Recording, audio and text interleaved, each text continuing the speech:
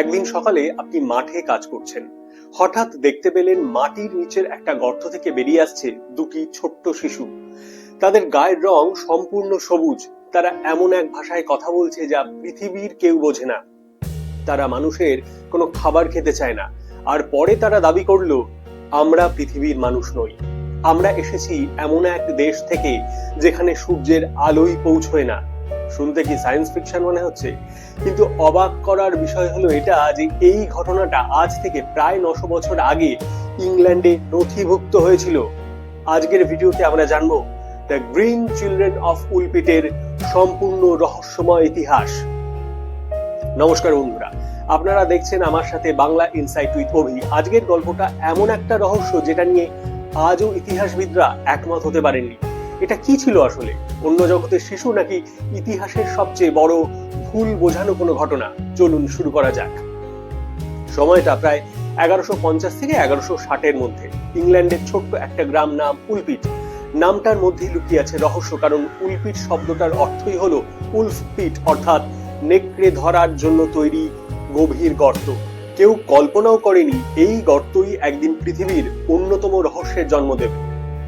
একদিন গ্রামের কৃষকরা মাঠে কাজ করছিলেন। হঠাৎ একজন চিৎকার করে ওঠেন। সবাই তাকিয়ে দেখলেন উলফ পিটের দিক থেকে বেরিয়ে আসছে দুটি ছোট্ট শিশু, একটি ছেলে এবং অপরটি একটি মেয়ে। কিন্তু তাদের দেখে সবার শরীর ঠান্ডা হয়ে গেল, কারণ তাদের গায়ের রং ছিল সম্পূর্ণ সবুজ। আর শুধু তাই নয়, তাদের পোশাক কেউ আগে কখনো দেখেনি। অদ্ভুত কাপড়, অদ্ভুত নকশা, আর তারা এমন এক ভাষায় কথা বলছিল যেটা গ্রামের একজন মানুষও বুঝতে পারছিল না। সেই সময় ইউরোপে কুসংস্কার ছিল খুবই প্রবল। অনেকে ভাবলো এরা নিশ্চয়ই শয়তানের সন্তান, কেউ বলল পরী, আবার কেউ বলল দানব। তবুও গ্রামের একজন দয়ালু জমিদার শিশু দুটিকে নিজের বাড়িতে নিয়ে গেলেন, এবং সেখান থেকে শুরু হলো আরো বড় রহস্য। শিশু দুজনকে রুটি দেওয়া হলো, কিন্তু তারা খেলো না। মাংস, দুধ, এমনকি ফলও দেওয়া হলো, তারা কিছুই খেলো না। দিন কেটে যাচ্ছে, তাদের শারীরিক অবস্থা আরো খারাপ হচ্ছে। সবাই ভেবেছিল হয়তো তারা আর বাঁচবেই না। ঠিক তখনই একজন কৃষক নিয়ে এলেন সবুজ শিম।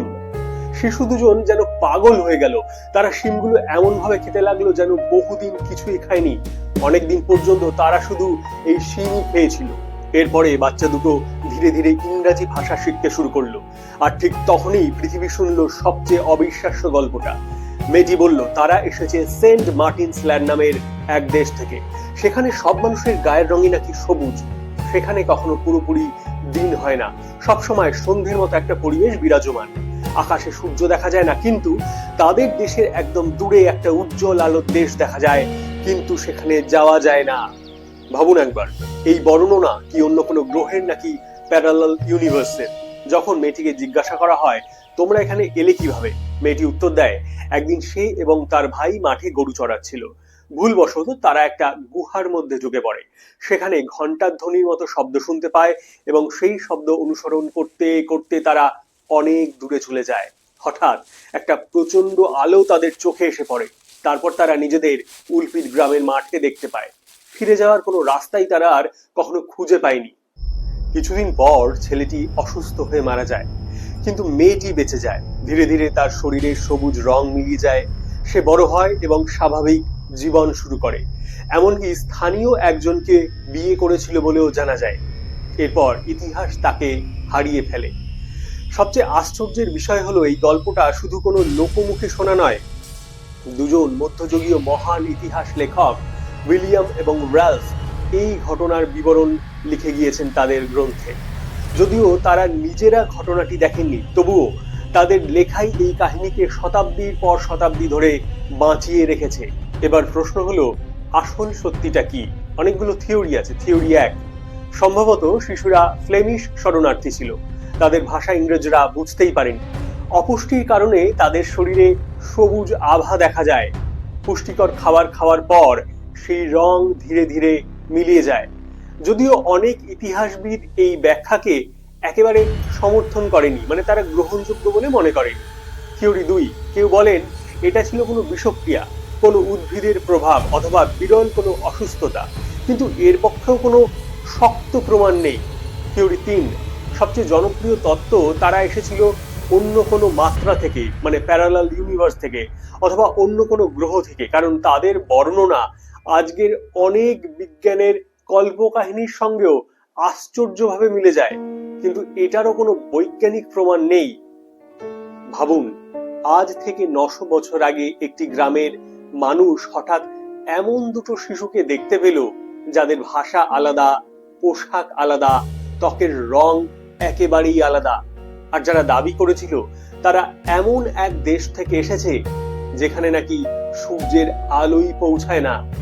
এটা কি ভুল বোঝা দুই অনাথ শিশুর কোনো গল্প, নাকি ইতিহাসের সবচেয়ে বড় রহস্যগুলোর মধ্যে একটা? সত্যি বলতে আজও কেউ নিশ্চিতভাবে জানে না দ্য গ্রিন চিলড্রেন অফ উলপিটের প্রকৃত পরিচয় কি ছিল। কেউ বলেন এটা লোককাহিনী, কেউ বলেন বাস্তবিক ঘটনা, আবার কেউ বিশ্বাস করেন এই পৃথিবীতে এমন অনেক রহস্য আছে যার উত্তর হয়তো ইতিহাসের কাছেও নেই। আর হয়তো দ্য গ্রিন চিলড্রেন অফ উলপিট সেই রহস্যগুলোর মধ্যেই একটা। আপনাদের কি মনে হয় কমেন্টের মাধ্যমে জানাতে ভুলবেন না। চ্যানেলে নতুন হলে চ্যানেলটিকে সাবস্ক্রাইব করবার অনুরোধ রইল। সকলে ভালো থাকুন, নমস্কার।